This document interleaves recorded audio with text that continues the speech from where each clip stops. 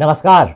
रोज की तरह मैं हाजिर आसनसोल टाइम्स में आपके सामने लेकर आए हैं आसनसोल और आसपास के क्षेत्रों की कुछ महत्वपूर्ण खबरों की तरफ बढ़ेंगे, लेकिन उससे पहले अपने सपनों के आशियाने को पाने के लिए चले आइए आसनसोल के आड़ाडंगाल इलाके में रेलवे ऑफिसर्स क्लब के निकट त्रिनेत्र अपार्टमेंट में।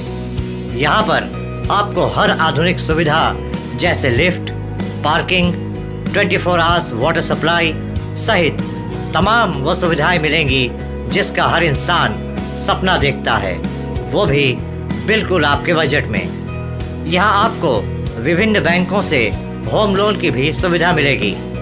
तो फिर देर किस बात की, आज ही चले आइए Trinetra apartment, Aradangal railway officers club के निकट।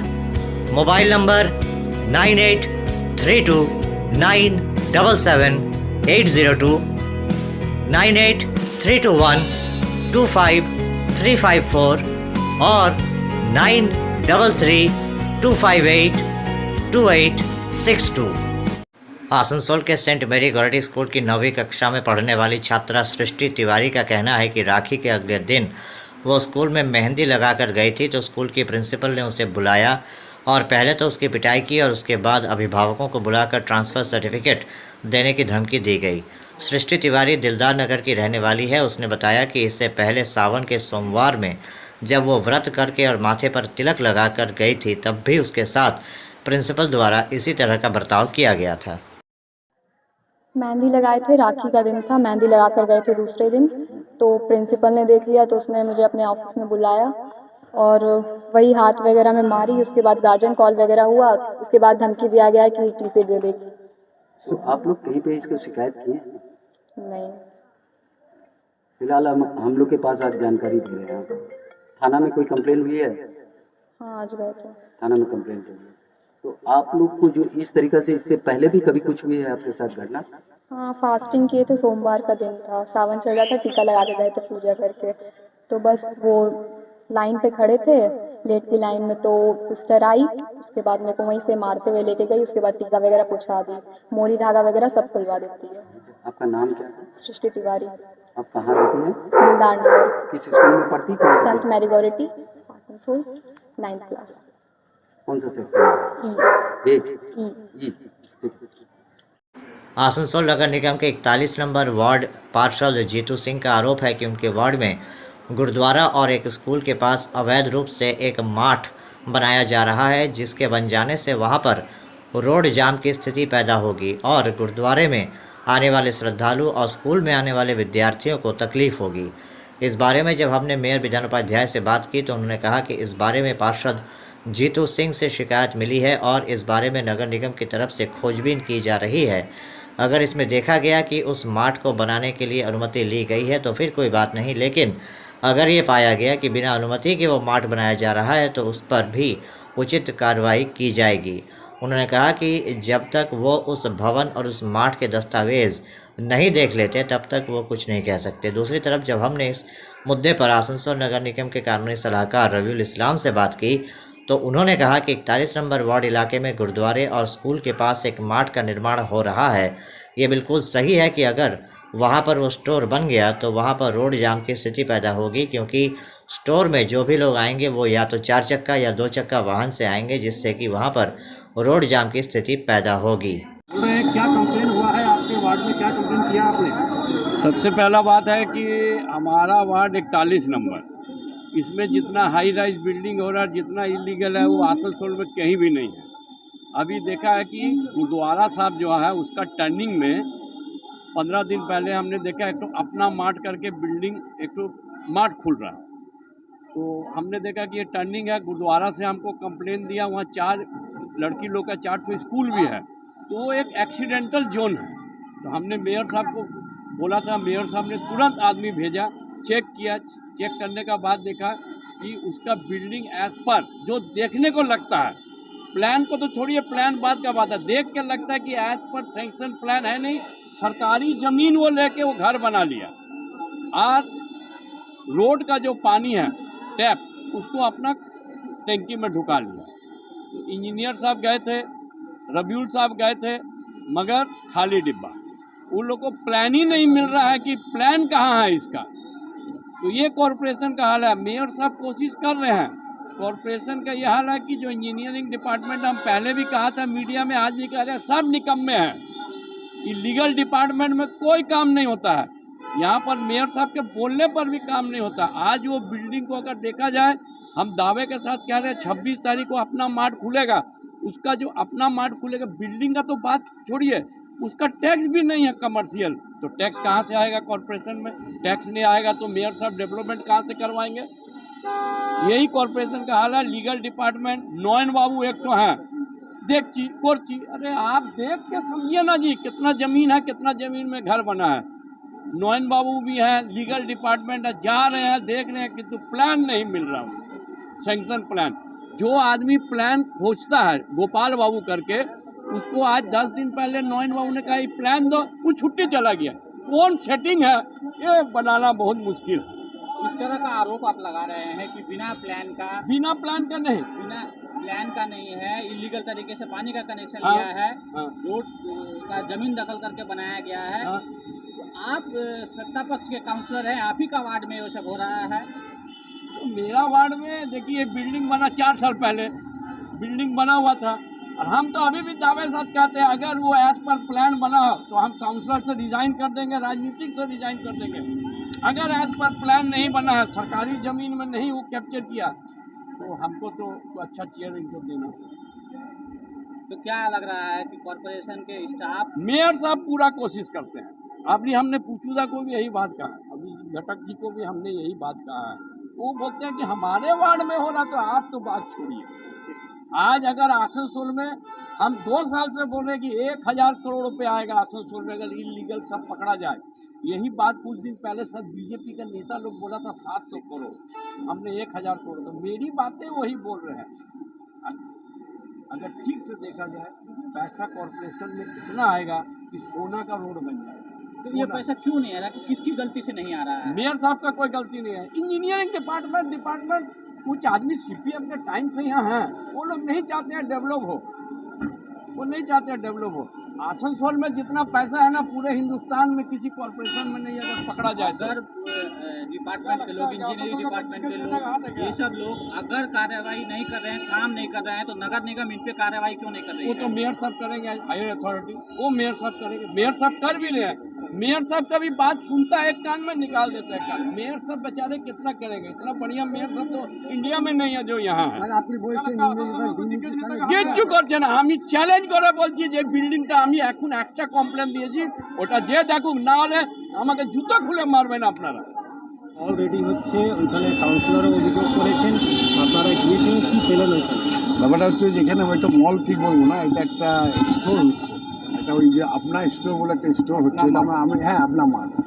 আমি নিজে পার্সোনালি ইঞ্জিনিয়ারকে নিয়ে গিয়েছিলাম দেখতে, এবং কাউন্সিলর যে অভিযোগটা করেছে, আমরা যেটা ওখানে গিয়ে খবরটা পেয়েছি যে ওই ফ্ল্যাটটা হয়েছে মোটামুটি 8 থেকে 10 বছর আগে একটা ফ্ল্যাটটা হয়েছে, এবং সেই সময় আমরা ফ্ল্যাটটা গিয়ে দেখলাম যে রোডের যে অংশটা কিছুটা বেরিয়ে আছে, আমাদের ওইটা ডাউট হয়েছে, এবং কাউন্সিলের কাছ থেকে জানতে পেরেছি না সেখানে বোধহয় কিছুটা ভেস্টের জমিও আছে।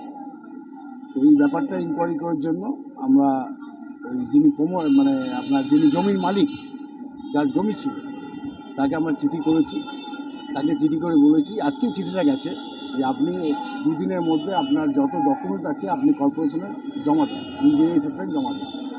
আর রইল গিয়ে যেটা আপনার মাঠের ব্যাপারটা হচ্ছে, সেটা কাউন্সিলের একটা অভিযোগ আছে যে ওখানে একটা গুরুদ্বারা রয়েছে, ওখানে একটা স্কুল রয়েছে, এবং যেই জায়গায় মাঠটা হচ্ছে, আপনার মাঠ হচ্ছে, সেই জায়গাটা এত কনজাস্টেড যেটা স্টুডেন্টের পক্ষে অসুবিধা হবে। কারণ যারা মাঠে আসবে, যারা দোকানে আসবে, তারা ন্যাচারালি গাড়ি নিয়ে আসবে, বাইক নিয়ে আসবে, সেখানে একটা রোড জ্যামের একটা সমস্যা হবে।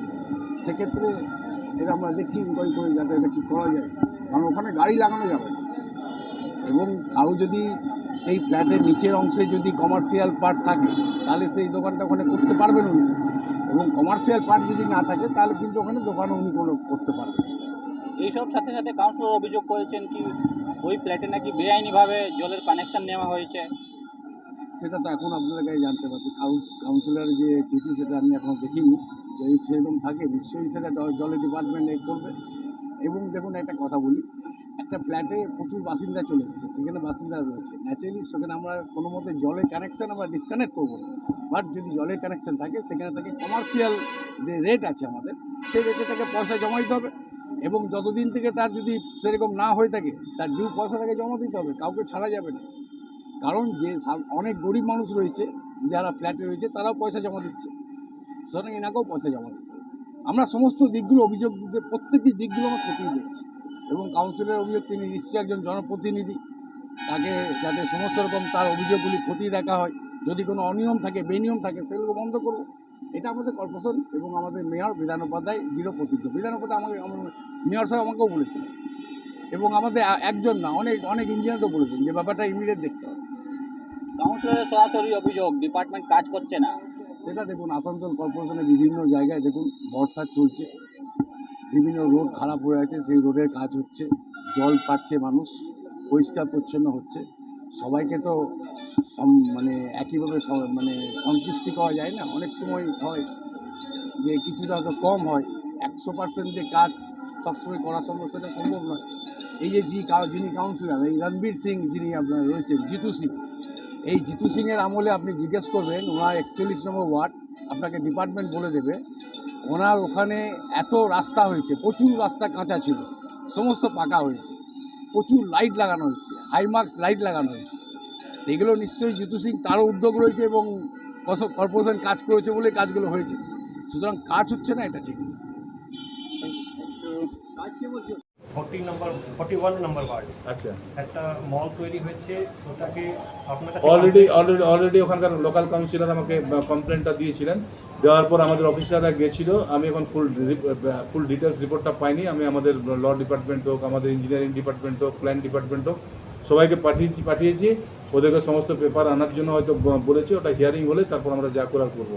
কারণ আমরা কেউ চাই না নতুন করে কোনো রাস্তার উপরে কোনো বিল্ডিং হোক বা কেউ দোকান করে বসুক। এটা কি তাহলে পারমিশন নেওয়া হয়েছিল?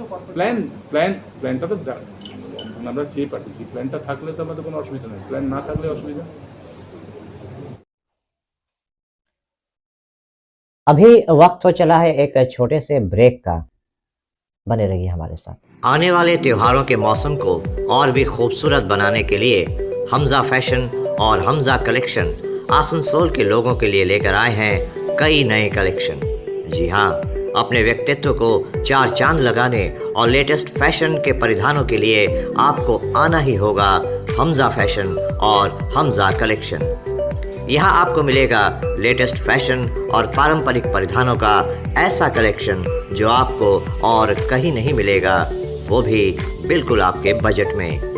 हमजा फैशन और हमजा कलेक्शन में हम लेकर आए हैं lehenga, kurti, sharara, crop top, sari, suit piece तथा नकाब भी।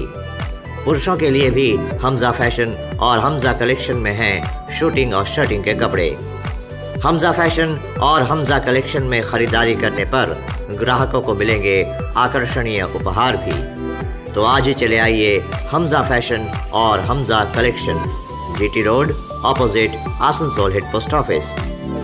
Contact number 7602284999।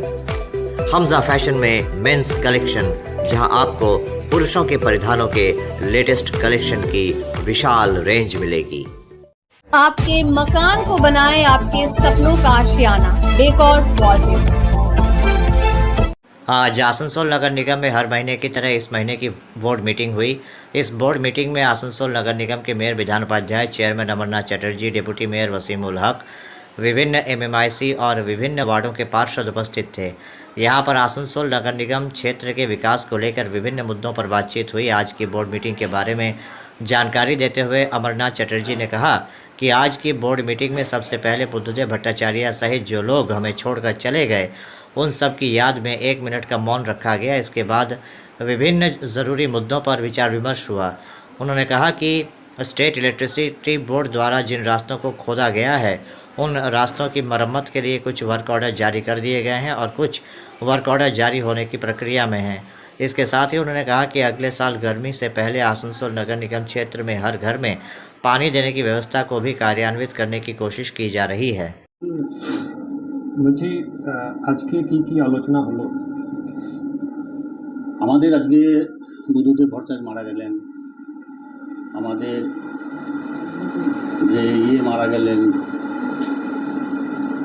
আরজি করে যে ডাক্তার মারা গেলেন, এবং আমাদের বক্সিবাবু মারা গিয়েছিলেন, বিখ্যাত গিটারিস্ট। তাদের আত্মার শান্তি কামনার জন্য আমরা 1 মিনিট নীরবতা পালনের মধ্যেখান দিয়ে বোর্ড মিটিং শুরু করলাম। সেখানে জলের সমস্যা ছিল, এই প্রাকৃতিক দুর্যোগের জন্য যে জলের আমাদের সকলের অসুবিধা হয়েছিল সেটাকে আমরা ওভারকাম করতে পেরেছি এবং এখন জল সুস্থভাবে দেওয়া হচ্ছে। তো মানুষ পাচ্ছে, এটাতে আমরা খুশি। আমরা সমস্ত রাস্তা পুজোর আগে রিপেয়ার করে দেওয়ার জন্য আমরা অলরেডি ওয়ার্ক অর্ডার কিছু রাস্তা দিয়ে দিয়েছি, যেগুলো রাস্তাগুলো ভেঙে গিয়েছিল এবং স্টেট ইলেকট্রিসিটি বোর্ড যেগুলো গর্ত করে নষ্ট করে দিয়েছিল সেগুলো আমরা রিপেয়ার করা এবং নতুন করে তৈরি করার ব্যবস্থা করে দিয়েছি। সেগুলো খুব তাড়াতাড়ি ওয়ার্ক অর্ডারও দিয়ে দেওয়া হবে এবং দিয়ে দেওয়া হয়েছে কিছু ওয়ার্ক অর্ডার।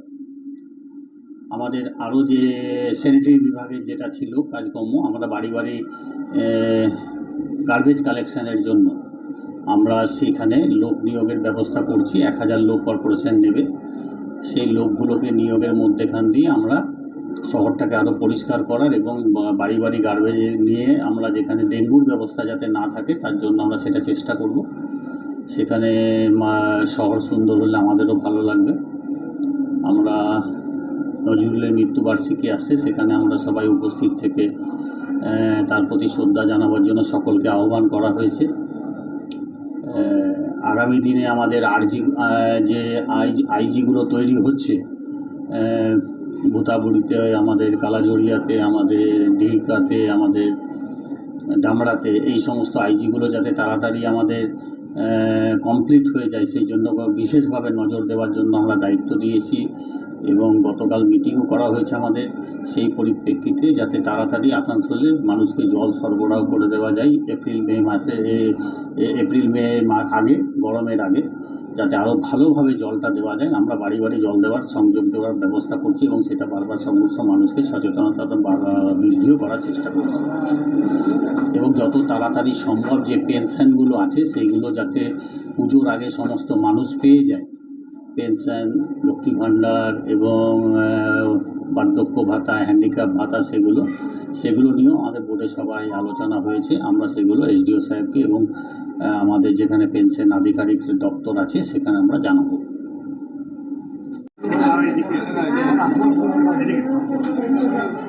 আজকে বোর্ড বৈঠক ছিল, কি আলোচনা হয়েছে? সব কিছু নিয়ে, ডেভেলপমেন্ট নিয়ে সব কিছু নিয়ে আলোচনা হয়েছে। রাস্তাঘাট যেগুলো খারাপ হয়ে পড়ে আছে, যেহেতু সামনে দুর্গা পুজো আসছে, বিভিন্ন রাস্তা নিয়ে কাউন্সিলরদের অসুবিধা হচ্ছে, মানে লোকাল মানুষদের কাউন্সিলরদের করছে।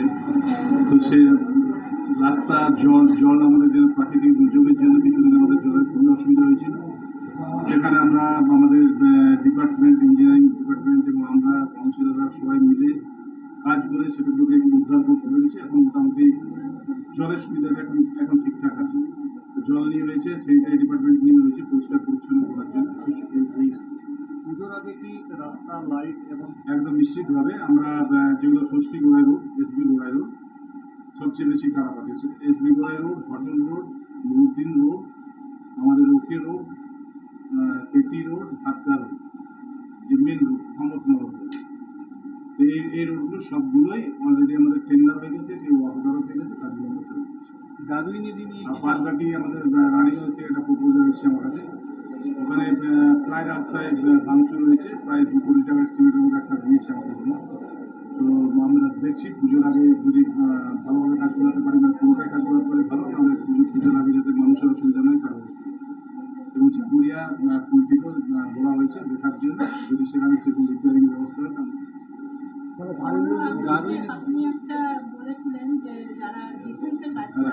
ডিফেন্সে যারা কাজ করছে, যারা আমাদেরকে নিশ্চিন্তে সংসার করার জন্য রেখেছি, আমরা এত সুন্দরভাবে নিজেরা নিজেদের মতো কাজ করছি, যারা সেভাবে আমাদের রক্ষা করে রেখেছে, তাদের জন্য আমাদের কিছু করা উচিত বলে আমরা মনে করছি, আমাদের বোর্ড মনে করেছে, আমাদের কাউন্সিলররা মনে করেছে।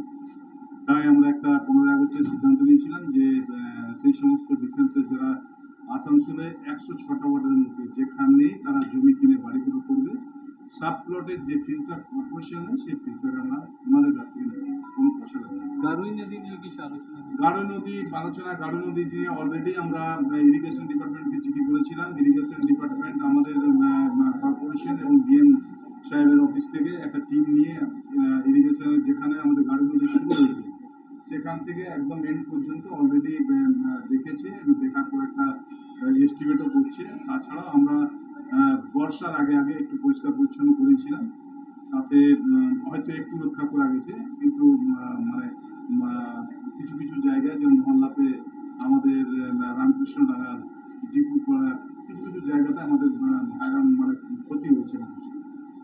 তো সেগুলো যাতে আগামী দিনে না হয় তার ব্যবস্থা আমরা করছি। এবং একটা আমাদের HLG মোড়টাতে অলরেডি একটা আমাদের টেন্ডার হয়ে গেছে। টেন্ডার হয়তো 2-1 দিনের মধ্যে বা 15 পরে হয়তো কাজ পেয়ে যাবে। হয়তো প্রায় 2 কোটি টাকা 1,62,00,000 একটা আমরা টেন্ডার করেছি, যেটা একদম সৃষ্টিনগরের গেটের সামনে থেকে আমাদের কাউন্সিলর বড় চেয়ারম্যান যে ব্রিজটা যাচ্ছে ওখান পর্যন্ত একটা আমাদের এস্টিমেট 500 মিটার 400 মিটারের উপর আছে। ওটাকে সুন্দরভাবে একটা টেন্ডার হয়ে গেছে, ওয়াপটার পাবে ওটার কাজ আমরা চালু করবো। আমরা চেষ্টা করছি ধাপে ধাপে বিভিন্ন জায়গায় করে দেওয়া। আর যারা নদীর উপরে ঘরটা করে রেখেছে আমরা অলরেডি MIC মিটিংয়ে একটা রেজুলেশন নিয়েছি যে তাদের বাড়িতে আমরা একটা লিস্ট টাঙিয়ে দেবো, মানে একটা আমাদের কর্পোরেশন থেকে একটা টাঙিয়ে দেবো যে বাড়ি থেকে তারা নিজেরা হাঁটিয়ে নিই, নাহলে কিন্তু অ্যাক্সিডেন্ট যদি হয়, মানুষের পানিতে জলে যদি কিছু ক্ষতি হয় তার দায় কিন্তু কর্পোরেশন নয়, তার দায় কিন্তু রাজ্য সরকার নিতে পারে। কারণ নদীর মাঝে যদি কেউ ঘর করে ভুলটা তারা করেছে তাদেরকে কিন্তু এখন থেকে সাবধান হতে হবে এবং আগামী দিনে আইন অনুযায়ী যা ব্যবস্থা করার আমরা চিঠিটা টাঙিয়ে দেবো তাদের বাড়িতে এবং তারপর ওটা ফটো তুলে আমরা কিন্তু রেখে দেবো যে আমরা তাদেরকে সতর্ক অলরেডি করে দিচ্ছি এবং তারপরে ফাইনাল যা ব্যবস্থা করা হবে তারা প্রতিটা মানুষের কাছে অনুরোধ যারা করেছে তারা সরিয়ে নেওয়া। কারণ আজকে একতলা হচ্ছে জল, কালকে হয়তো 2 তলা হবে, পরশু হয়তো 3 তলা হবে। জল কখন বাড়বে প্রাকৃতিক আছে, সেটা কিন্তু মানুষকে নিজের থেকে সরে যাওয়া উচিত। আর নদীতে যেটা মহল্লাটা দেখলাম নিচের দিকে আছে, মহল্লাটা পুরো মানে আমাদের মহল্লাটাতে সবচেয়ে বেশি ক্ষতিগ্রস্ত করা যায়, একদম নিচে হয়ে গেছে। ওটাকে কিভাবে আমরা ম্যানেজ করে আমরা কালকে মিটিং MIC করেছি যে ওখানটা আমাদের আপ হয়ে আসছে, তারপরে মহল্লাটা নিচে হয়ে যাচ্ছে, তারপর আবার আপ হয়ে যাচ্ছে, পরে মহল্লা থেকে জলটা বেরোচ্ছে। তো যে জায়গায় বেরোচ্ছে না সেগুলোকে আমরা কাটিং করে যাতে বেরোনোর ব্যবস্থা করা হয় সেটা আমরা দেখছি। এই যে সব প্রসেসটা বললেন যে লিস্ট টাঙাবেন, নোটিশ দেবেন, সেটা মানে কত দিনের মধ্যে? 2-1 দিনের মধ্যে করবো। 2-1 দিন আমরা অলরেডি ডিপার্টমেন্টকে দায়িত্ব দিয়েছি যে নোট করে দিই, ওখানে যে বাড়িগুলো আছে সেগুলো সব টাঙিয়ে দিতে হবে। कुल्टी थाने की तरफ से आज स्कूल में छात्राओं को सोशल मीडिया और इंटरनेट को लेकर जागरूक किया गया। इस बारे में कुल्टी थाने की एक महिला अधिकारी ने बताया कि उनके वरिष्ठ अधिकारियों के निर्देशानुसार उन्होंने आज एक स्कूल में छात्राओं को इंटरनेट और सोशल मीडिया के बारे में जागरूक किया। उन्हें ये बताया गया कि किस तरह से सोशल मीडिया पर ख़ुद को सुरक्षित रखा जाए और इसके साथ ही अनजान लोगों से किस तरह से ख़ुद को सुरक्षित रखा जाए, इसके बारे में भी जानकारी प्रदान की गई। उन्होंने कहा कि सोशल मीडिया पर ऐसे कई लोग मिलेंगे जिनको वो अपना दोस्त समझ सकती हैं, लेकिन असल में ऐसा नहीं है। उन्होंने कहा कि इसके अलावा और भी विभिन्न तरीके के फ्रॉड से कैसे बचा जाए, इसके बारे में जानकारी दी गई। স্কুলে এসে বাচ্চাদেরকে একটু অ্যাওয়্যার করলাম যে ওরা যেহেতু মানে একদমই খুব টেন্ডার এজে রয়েছে, কোনটা ঠিক কোনটা ভুল ওরা বুঝতে পারবে না। তো যদি কোনো রকম টাইম ওদের সাথে হয়, অনেক সময় ওরা নিজেদের মধ্যে চেপে রাখে, যাতে ওটা চেপে না রাখে আমাদেরকে যাতে বলে আর কখনো যাতে ভুল কোনো পদক্ষেপ না নেয়, সেটার জন্য ওদেরকে বোঝালাম। কী আজকে বোঝালাম যাতে ওরা ইন্টারনেটের থ্রু দিয়ে কখনো কোনো ক্রাইমের মধ্যে পড়তে পারে বা আশেপাশের কোনো লোকের থ্রুতেও কোনো ক্রাইম ওদের ওপর হতে পারে। অনেক সময় হয় কোনো ফ্যামিলির কোনো ক্লোজ পার্সন ওদের সাথে ক্রাইম করছে, ওরা বুঝতে পারে না, সেইগুলো যে কোনো কিছু হোক বা কেউ ব্ল্যাকমেল করছে, বাড়িতে ভয়ে বলতে পারছে না, সেটা যাতে ভয়ে চেপে না রাখে, বাড়িতে যাতে বলে বা আমাদের কাছে এসে যাতে জানায়, সেটা আমরা বুঝলাম। ম্যাডাম, এখন দেখা যাচ্ছে অনেক ছোট ছোট বাচ্চা বাড়ি থেকে পালিয়ে বিয়ে করে দিচ্ছে, পালিয়ে তাকে রোখার জন্য আজকে বাচ্চাদেরকে কী বোঝানো? ব্যাপারটা হচ্ছে ওরা তো কোনটা ঠিক কোনটা ভুল বুঝতে পারে না। কেউ একজন বোঝায় ওকে কিছু, ওরা ভাবে হ্যাঁ ও নিশ্চয়ই আমার ভালোর জন্য করছে, তো কিন্তু অ্যাকচুয়ালি সেটা নয়। মানে ওর লাইফটা তো তারপরে মানে একটা খারাপ স্টেপ নিয়ে নিচ্ছে ওরা। তো সেটাই ওদের বোঝালাম যাতে এরকম অন্য কেউ কিছু বোঝাচ্ছে বাড়ি থেকে পালিয়ে যাওয়ার জন্য ওরা পালিয়ে যাচ্ছে এরকম যাতে না করে, কারণ পুরো ফিউচারটা ওদের সামনে পড়ে রয়েছে লাইফে কিছু করার মতো। তো ওটাই বোঝালাম।